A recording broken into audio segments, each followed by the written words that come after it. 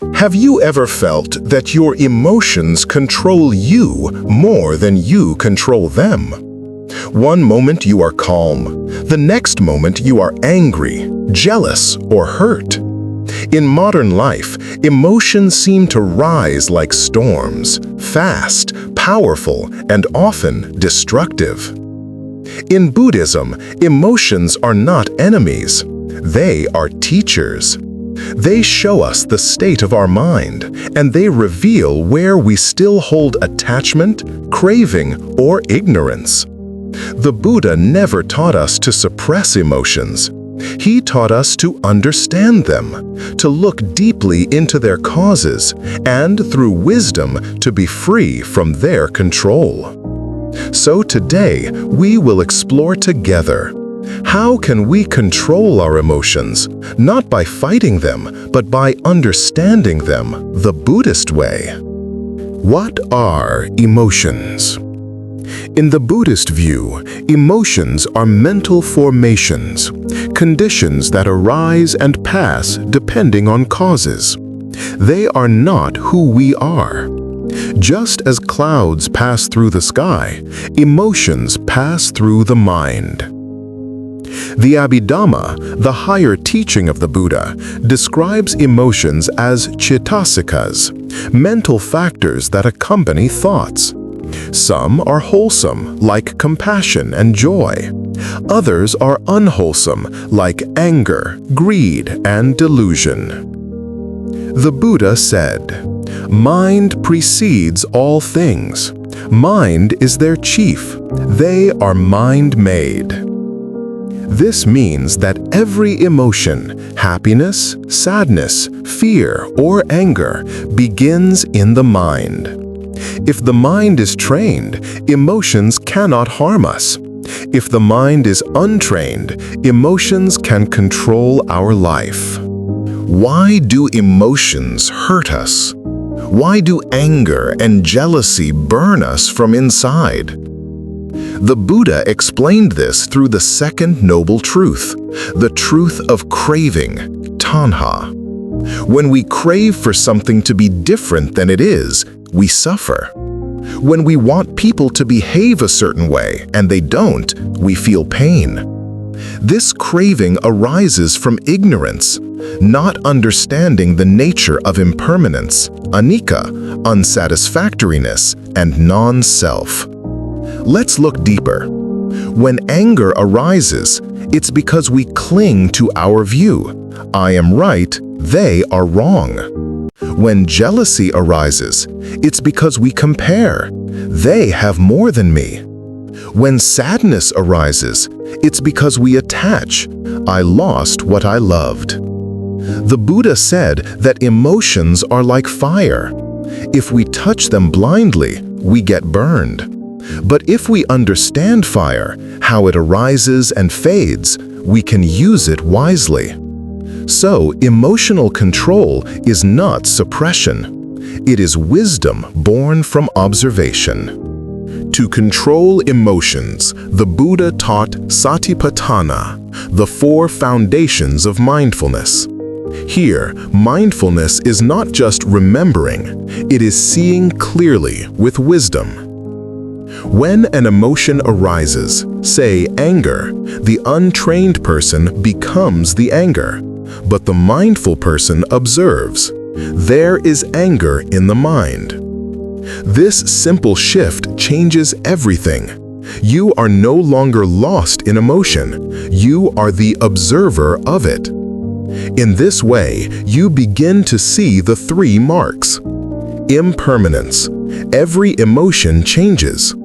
Unsatisfactoriness. Clinging to emotions brings pain. Non-self. Emotions do not belong to a permanent self. As you keep watching, the emotion weakens. It loses its power because it is seen with wisdom. In the Satipatthana Sutta, the Buddha said, "When feeling arises, he knows feeling has arisen. When feeling passes away, he knows feeling has passed away." This practice transforms reaction into understanding. and understanding brings peace. Among the highest states the Buddha praised is upekkha, equanimity. It means balance of mind, the calm center that remains steady no matter what happens. Equanimity does not mean indifference. It means inner stability, the ability to experience joy and sorrow without being carried away. When we practice mindfulness and wisdom, emotions become waves on the surface of a vast ocean. The surface may move, but the depths remain still. The Buddha compared the wise person to a solid mountain. Just as a mountain is not shaken by the wind, so too the wise are not moved by praise or blame. To reach this balance, we train the mind daily. Through meditation, to calm the mind. Through reflection, to see clearly. Through right understanding, to let go of craving and clinging. The power of loving kindness. To truly control emotions, the Buddha emphasized the practice of metta, loving kindness. It is the gentle power that softens anger, heals sadness, and dissolves jealousy. When the heart is filled with metta, there is no space for hatred or fear. Metta is not attachment. It is pure goodwill, the wish for all beings to be happy and free from suffering. The Buddha said in the Metta Sutta, "Just as a mother would protect her only child with her life, even so, let one cultivate a boundless heart toward all beings." This practice transforms our emotional world. When anger arises, instead of reacting, we send metta. May I be peaceful. May they be peaceful. When jealousy arises, we practice compassion. May they be happy with what they have. May I find joy in their success. When sadness arises, we remember impermanence. This feeling too will pass. Metta doesn't remove emotions, it purifies them. Like clean water washing over mud, it clears the mind and reveals its natural clarity. Guided Metta Reflection. Let us take a moment to practice this together.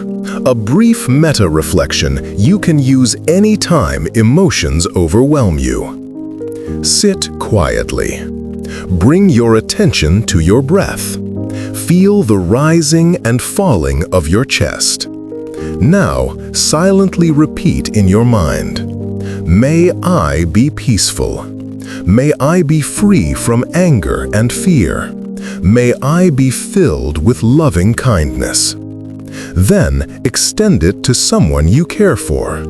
May you be peaceful. May you be healthy. May you be safe and free from suffering.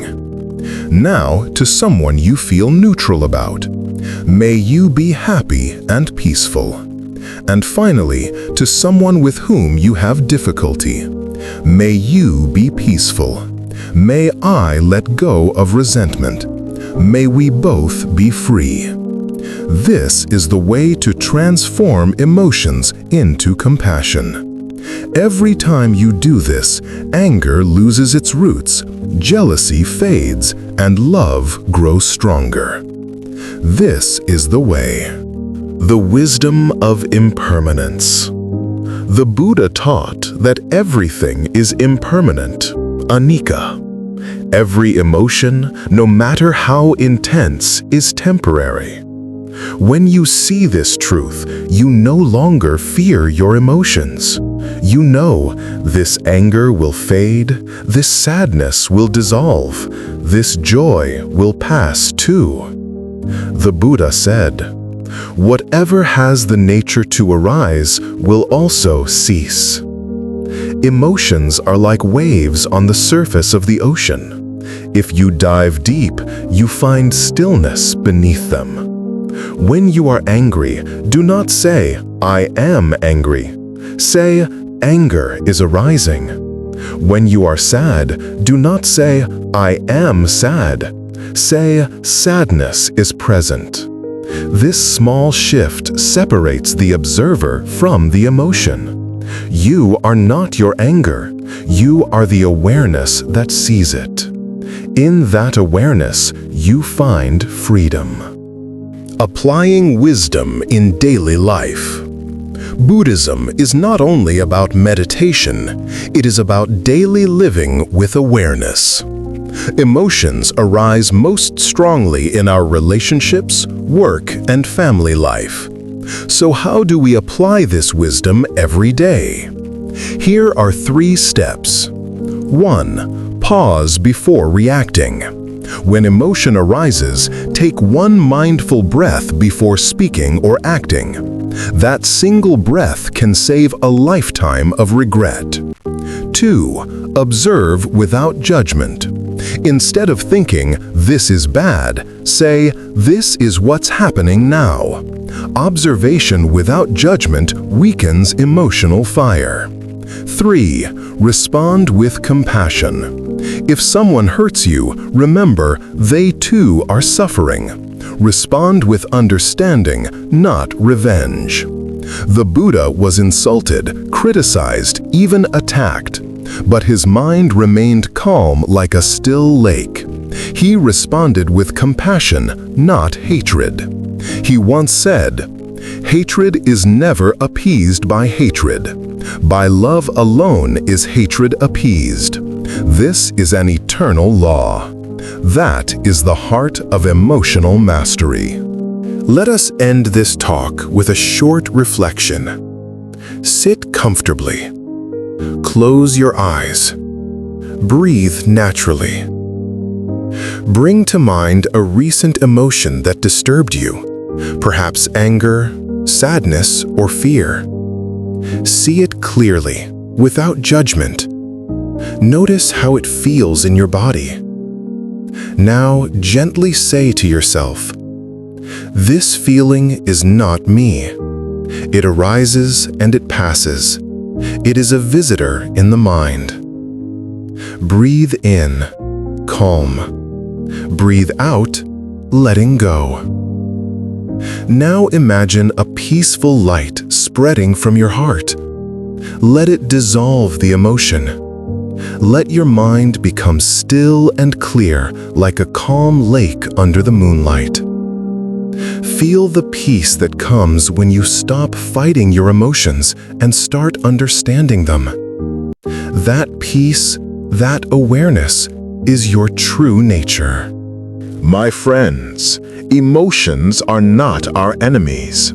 They are the messengers of the heart, showing us where we still cling and where we must let go. The Buddha taught us not to suppress, but to see, not to escape, but to understand. When we observe emotions with mindfulness, when we respond with loving kindness, when we understand their impermanence, we are no longer controlled by them. This is true emotional freedom, not the absence of feeling, but the presence of wisdom. So walk gently on this path. When anger comes, smile to it and say, "I see you." When sadness comes, embrace it with compassion. And when joy comes, enjoy it fully, knowing that it too will pass. In this way, we live with peace, balance, and understanding, the way the Buddha lived. May you all be free from suffering. May your hearts be filled with peace and wisdom. May you walk the path of mindfulness with courage and love.